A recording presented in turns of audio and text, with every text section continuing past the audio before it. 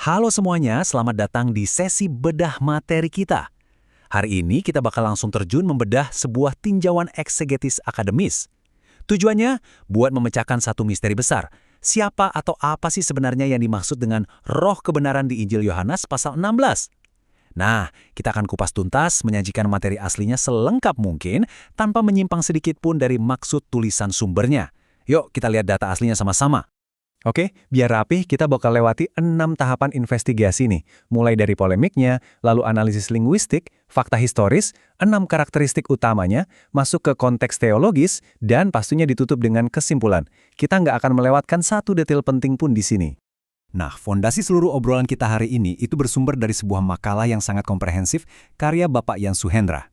Fokusnya satu, menguji klaim apakah teks Alkitabiah ini sebenarnya menunjuk pada Roh Kudus atau seperti yang diklaim beberapa pihak belakangan, menunjuk pada figur Nabi pasca Alkitab. Ingat ya, kita bakal pegang komitmen untuk menyajikan buktinya seobjektif mungkin, persis seperti maksud tulisan akademis ini. Sip, kita masuk ke bagian pertama, polemik. Ini dia nih, akar perdebatan yang memicu seluruh riset ini. Jadi gini, ada beberapa polemikus non-Kristen yang dengan sangat pede mengklaim kalau ayat ini tuh sebenarnya memprediksi kedatangan seorang nabi manusia yang baru muncul berabad-abad kemudian. Tapi tunggu dulu, pertanyaan mendasarnya apa benar teks aslinya ngomong gitu? Kita kan nggak bisa cuma nebak-nebak atau berasumsi ya, kita harus benar-benar bedah buktinya. Coba perhatikan baik-baik perbandingan data tekstual yang satu ini. Para polemikus sering berargumen kalau kata aslinya itu harusnya dibaca Periklutus, tapi fakta mengejutkannya, kata Periklutus ini sama sekali nggak pernah ditemukan di satupun nol manuskrip sejarah Kristen awal atau surat rasuli yang bertahan sampai detik ini. Nggak ada. Teks aslinya itu secara absolut dan konsisten selalu mencatat kata parakletos, yang artinya penghibur atau penolong. Dari sini aja udah kelihatan banget kan kalau klaim mereka itu murni spekulasi aja. Oke, tinggalkan dulu soal polemik, sekarang kita masuk ke bagian kedua, analisis linguistik. Di sini kita bakal pakai kacamata tata bahasa teks aslinya dengan sangat ketat. Biar kita dapat gambaran sintaksis yang benar-benar utuh, analisis ini bersandar pada Perjanjian Baru Ibrani terjemahan Franz Delitzsch. Buat yang mungkin belum familiar, ini tuh terjemahan harfiah dari abad ke-19 yang reputasinya luar biasa di kalangan sarjana. Ini ngebantu banget buat ngebedah struktur tata bahasa, frasa aslinya secara super akurat. Nah, perhatikan, ini dia poin linguistik krusialnya. Dalam bahasa Ibrani, frasa ruah ha-emet itu punya relasi genitif atributif. Maksudnya gimana tuh? Jadi kata roh atau ruha yang jadi subjek utamanya itu sedang dijelaskan secara atributif oleh kualitas kebenaran. Kalau dibahasakan secara gampang, artinya itu roh yang dicirikan oleh kebenaran. Ini tuh murni kata benda umum yang lagi mendeskripsikan sebuah sifat ya, bukan dan sama sekali bukan kata benda spesifik atau nama pribadi dari manusia tertentu. Jelas banget kan perbedaannya? Tata bahasanya udah clear ya. Sekarang kita lanjut ke bagian ketiga, fakta historis dan peristiwanya di hari Pentakosta. Sekarang mari kita tes pakai logika sejarah dasar. Di Injil Yohanes, Yesus itu berjanji nggak akan ninggalin murid-muridnya sebagai yatim piatu, dan dia bakal ngutus penolong buat mereka. Nah, secara logika waktu aja nih, masuk akal nggak sih kalau para murid itu disuruh nunggu sampai 600 tahun buat ngelihat janji ini terwujud? Ya jelas enggak dong. Lah wong pas tahun ke-600 itu semua murid yang dikasih janji udah lama tiada. Kan nggak nyambung janjinya. Terus, fakta sejarahnya gimana? Seperti yang dicatat terang-benderang di Kisah Para Rasul pasal 2, janji itu sebenarnya digenapi cuma 50 hari kemudian, tepatnya di hari raya Pentakosta atau Syawat. Dan ingat, ini tuh bukan kejadian diam-diam atau rahasia loh. Pencurahan roh ini terjadi sangat publik, dilihat langsung sama kerumunan orang yang super beragam, ada yang dari Partia, Media, sampai Mesopotamia. Bukti sejarahnya itu sangat terbuka dan disaksikan banyak mata. Penelitian ini kemudian narik garis waktunya lebih jauh lagi. Catatan sejarah nunjukin kalau berabad-abad setelahnya, bahkan di wilayah Arab pada abad ke-8 sekalipun, umat Kristen di sana terus-menerus pakai formula Tritunggal, Bismi al-Ab, wa al-Ibn, wa ar-Ruh al-Kudus.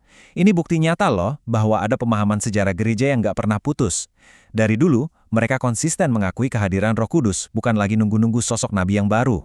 Oke, melangkah ke bagian keempat. Sekarang kita bakal ekstrak 6 karakteristik spesifik dari roh kebenaran, langsung dari teks Injil Yohanes. Tapi, sebelum kita jabarin daftarnya, coba deh kita tanyain satu hal kritis ini ke diri kita sendiri. Emangnya mungkin ada figur manusia biasa dari era pasca Alkitab yang bisa memenuhi semua syarat profil yang super spesifik ini? Yuk kita buktiin. Kita bedah datanya sekarang. Pertama, sosok ini harus mengajar dan ngingetin murid-murid sama perkataan Kristus. Kedua, bersaksi secara spesifik tentang Kristus. Ketiga, menginsafkan dunia akan dosa. Keempat, nah ini penting, dia tidak menerima wahyu duniawi yang baru. Kelima, memuliakan Kristus secara eksklusif. Dan yang keenam, yaitu kekal. Sekarang logikanya, ada nggak sih manusia fana yang bisa memenuhi syarat kekekalan ini? Ya pasti nggak ada. Peran roh di sini benar-benar spesifik, bukan buat bawa wahyu bumi yang baru, tapi semata-mata untuk memuliakan Yesus dan menjaga ajarannya. Biar kita bisa ngerti dimensi teks ini secara utuh, kita butuh kacamata teologi. Masuklah kita ke bagian kelima, konteks teologis. Penulis makalah ini mengutip teolog sejarah kawakan seperti John Calvin, di mana kita disuguhi sebuah konsep penting, persatuan dengan Kristus. Jadi Roh Kudus itu nggak bisa dipisahkan dari Kristus. Roh adalah ikatan spiritual yang sangat dinamis, yang menyatukan orang-orang percaya dengan Kristus itu sendiri. Mengutip pemahaman Calvin, kehadiran Roh Kudus ini sebenarnya bertindak sebagai kehadiran nyata Kristus sendiri yang terus mendampingi umatnya sampai kapanpun. Terus, coba kita telaah gagasan teolog Herman Bavinck tentang kristologi tinggi di Injil Yohanes. Inti idenya gini, pewahyuan objektif dari Tuhan itu ibaratnya udah nyentuh garis finish secara absolut di dalam diri Yesus Kristus. Jadi, tugas Roh Kudus dalam sejarah keselamatan itu bukan lagi buat ngediktein wahyu baru yang objektif, melainkan mengaplikasikan karya keselamatan yang udah selesai itu ke dalam hati manusia. Secara teologis, ide soal nabi baru yang bawa wahyu tambahan itu benar-benar nggak punya tempat, alias nggak relevan sama sekali di sini. Kita udah muter-muter nganalisis dari berbagai sudut pandang, sekarang saatnya kita simpulkan di bagian ke-6, kesimpulan Alkitabiah. Sintesis akhirnya tuh tegas banget. Dari bedah akademis yang super komprehensif ini, kelihatan jelas kalau klaim tentang Nabi Pasca Alkitab itu sama sekali nggak punya dukungan bukti yang kuat. Secara bahasa, istilahnya itu genitif atributif, bukan sebuah nama orang. Secara sejarah, janjinya udah digenapi secara publik di hari Pentakosta. Dan secara teologis, kalau kita paksain masukin figur lain, itu bakal ngehancurin fokus kristosentris dari Injil Yohanes itu sendiri. Jadi, semua bukti ini ngumpul dan mengarah pada satu kepastian absolut. Roh kebenaran itu adalah pribadi ketiga dari Tritunggal. Titik. Pada akhirnya, dari semua materi yang kita sajikan selengkap mungkin ini, kita diajak merenung lebih jauh.